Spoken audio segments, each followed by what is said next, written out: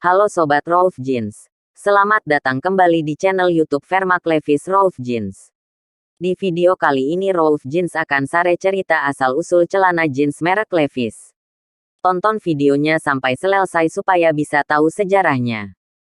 Siapa yang tidak kenal celana jeans merek Levi's milik Levi Strauss? Konon celana merek ini begitu booming di dunia dan di Indonesia sejak tahun 1980-an sampai sekarang. Celana jeans merek Levi's begitu tren dan diminati oleh segala umur baik tua maupun muda, baik pria dan wanita.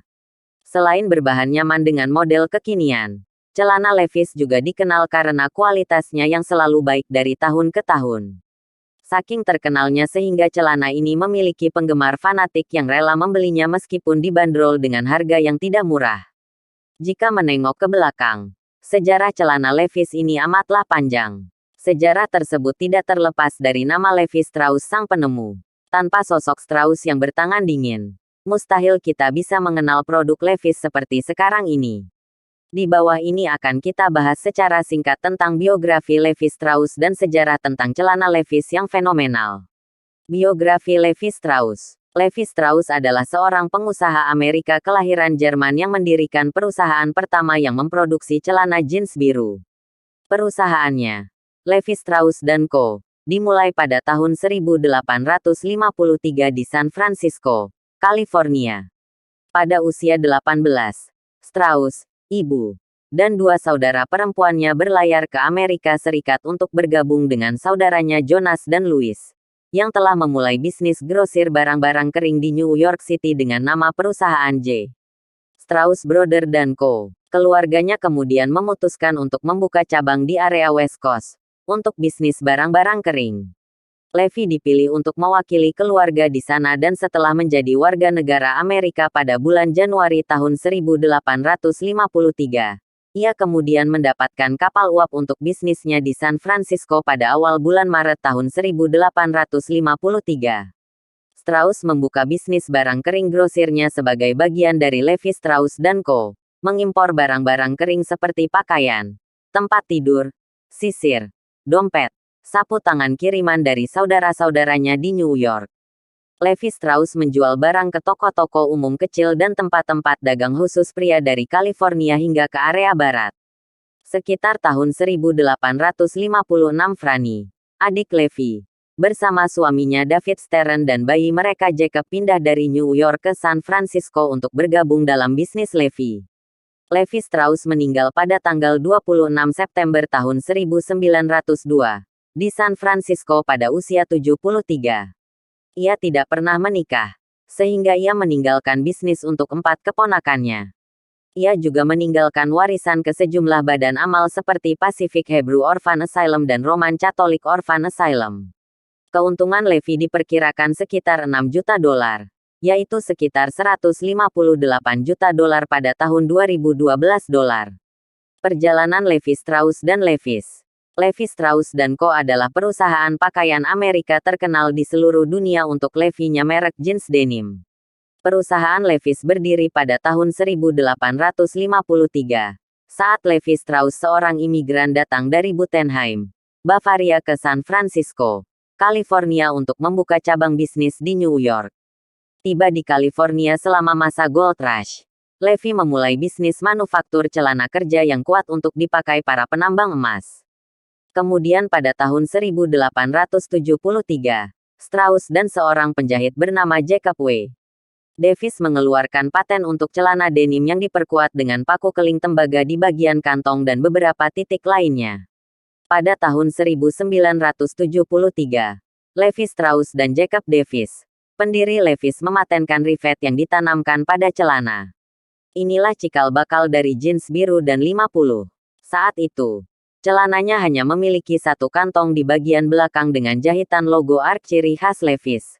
Kantong untuk jam saku di bagian depan. Levi Strauss memberikan kode XX pada celana ini. Pemberian gambar Two Horse yang ikonik. Untuk mendemonstrasikan kekuatan celana ini sebagai celana kerja, Levi Strauss menggunakan gambar dua kuda yang saling menarik celana jeans. Ini seakan menggambarkan bahwa celana Levi's itu sangat durable. Logo ini pun dipatenkan sekitar tahun 1890 dan dipakai di semua letter patch celana Levi's hingga sekarang. Mulai menggunakan kode 501. Di tahun ini, hak paten penggunaan rivet menjadi milik publik sehingga Levi's bukanlah pemegang eksklusif pakaian yang menggunakan rivet. 4 tahun setelah kemunculan celana jeans, Levi's meninggalkan kode XX dan menggantinya secara permanen menjadi 501. Karena pada tahun 1906 terjadi kebakaran hebat hingga catatan sejarah mengenai Levi's banyak yang hilang. Tidak ada yang mengetahui bagaimana asal-muasal dari logo ARK yang ikonik tersebut. Bahkan alasan penamaan, 501, hingga sekarang tidak diketahui. Mulai menggunakan kode 501. Di tahun ini, hak paten penggunaan rivet menjadi milik publik sehingga Levi's bukanlah pemegang eksklusif pakaian yang menggunakan rivet. 4 tahun setelah kemunculan celana jeans, Levi's meninggalkan kode XX dan menggantinya secara permanen menjadi 501. Karena pada tahun 1906 terjadi kebakaran hebat hingga catatan sejarah mengenai Levi's banyak yang hilang. Tidak ada yang mengetahui bagaimana asal-muasal dari logo ARK yang ikonik tersebut. Bahkan alasan penamaan, 501, hingga sekarang tidak diketahui. Penyesuaian Levi's selama Perang Dunia II. Untuk menghemat bahan baku, beberapa perubahan dibuat selama produksi di zaman Perang Dunia Kedua. Salah satunya adalah menghilangkan penggunaan rivet untuk menghemat logam. Selain itu di bagian belakang, logo ARK khas Levi's juga semacam disablon, bukan dijahit. Itulah mengapa di toko sekondan, jika kamu menemukan celana jeans vintage Levi's yang logo ARK di kantong belakangnya sudah mulai pudar, itu tandanya jeans tersebut diproduksi saat Perang Dunia II. Pengenalan mode resleting tahun 1954. Sejak dulu, Levi's 501 selalu menggunakan kancing alih-alih menggunakan resleting. Tahun 1954 adalah tahun pertama Levi's memperkenalkan 501Z yang mulai menggunakan resleting. Di Amerika pun saat itu masih banyak yang belum familiar dengan penggunaan kancing untuk menutup celananya. Oleh sebab itulah 501Z diluncurkan. Sayangnya, model resleting tidak bertahan lama dan 501 kembali menggunakan kancing. Penyempurnaan mode tahun 1966. Di tahun ini, 501 kembali disempurnakan. Rivet di bagian belakang saku celana pun dihilangkan. Alasannya adalah saat duduk, rivet yang terdapat di celana jeans milikmu itu dapat menggores beberapa furnitur yang sedang diduduki.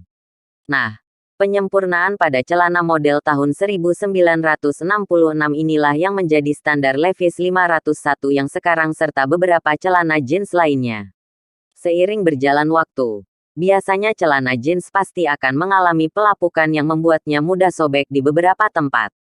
Jika kamu familiar dengan distress jeans atau ripped jeans, maka Levi's menjadi investasi yang tepat. Seiring dengan waktu, celana jeans Levi's bukannya tambah buruk rupa karena dimakan usia malah membuatnya semakin keren. Terima kasih pada Levi Strauss karena mengenalkan produk jeans fenomenal ini pada dunia. Kalau Anda suka dengan cerita ini jangan lupa like, komen, subscribe dan share videonya ke banyak orang supaya bisa mengenal sejarah celana Levi's. Tunggu video berikutnya dari Vermaak Levi's Rough Jeans. Sampai jumpa. Sehat dan sukses selalu untuk Anda semua.